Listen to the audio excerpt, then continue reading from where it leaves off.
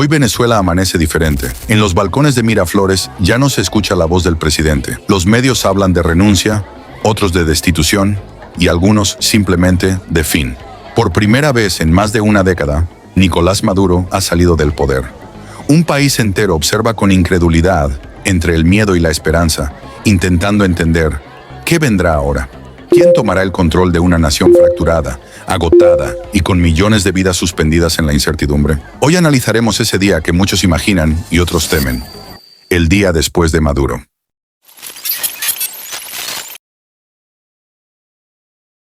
Pensé que todo mejoraría de una vez, pero ahora parece que hay más caos. La salida de un presidente como Nicolás Maduro no sería solo un evento político. Sería un terremoto en la estructura misma del país. Durante más de una década, Venezuela ha estado sostenida por tres pilares: el Partido Socialista Unido de Venezuela, las Fuerzas Armadas Bolivarianas y la red económica y política del chavismo. Cuando uno de esos pilares cae, los otros tiemblan. La salida de Maduro significaría el fin de una era, pero también el comienzo de una lucha interna por el poder. El país enfrentaría un momento crítico. La incertidumbre económica provocaría devaluación y escasez temporal. El ejército tendría que decidir entre mantener el orden o asumir el mando. Y el pueblo, dividido entre esperanza y desconfianza, esperaría una señal de estabilidad.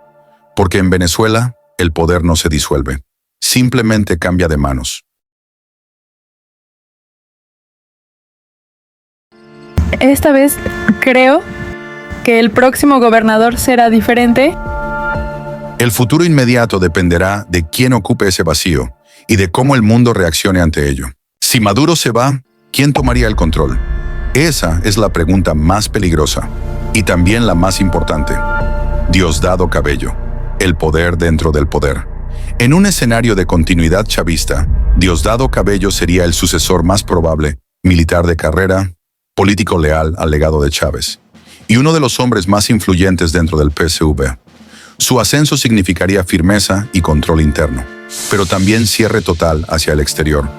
Cabello mantendría el régimen en pie con mano dura, confiando en las Fuerzas Armadas y en el miedo como herramienta política.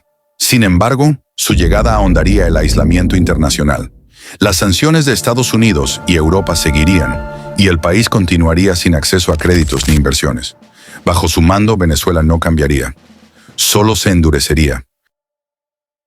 María Corina Machado, la oposición y el renacer de la esperanza. En el lado opuesto del tablero está María Corina Machado. La figura más fuerte de la oposición representa una Venezuela que sueña con libertad, elecciones limpias y justicia. Si asumiera el poder, ya sea por transición o elecciones, el impacto sería inmediato. Estados Unidos levantaría sanciones progresivamente. Europa y América Latina restablecerían relaciones diplomáticas. El petróleo y las inversiones extranjeras volverían al país. Pero su mayor desafío no sería internacional, sino interno. El sistema chavista, que lleva más de 20 años incrustado en las instituciones, no desaparecería de la noche a la mañana.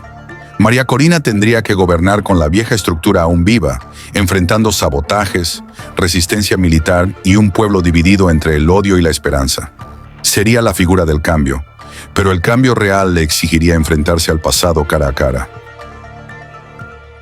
Edmundo González Urrutia, la transición diplomática. Hay quienes ven en Edmundo González Urrutia la figura perfecta para el equilibrio. Diplomático, prudente y con buena reputación internacional, podría convertirse en el presidente de la calma. Su papel no sería dominar, sino reconstruir los puentes rotos, unir oposición y chavismo moderado, estabilizar la economía y preparar el terreno para elecciones limpias. En un escenario con Edmundo al mando, el país podría volver a respirar lentamente. La inflación caería, el crédito regresaría y los servicios públicos comenzarían a repararse. No sería una revolución, sería una reconstrucción lenta, pero real.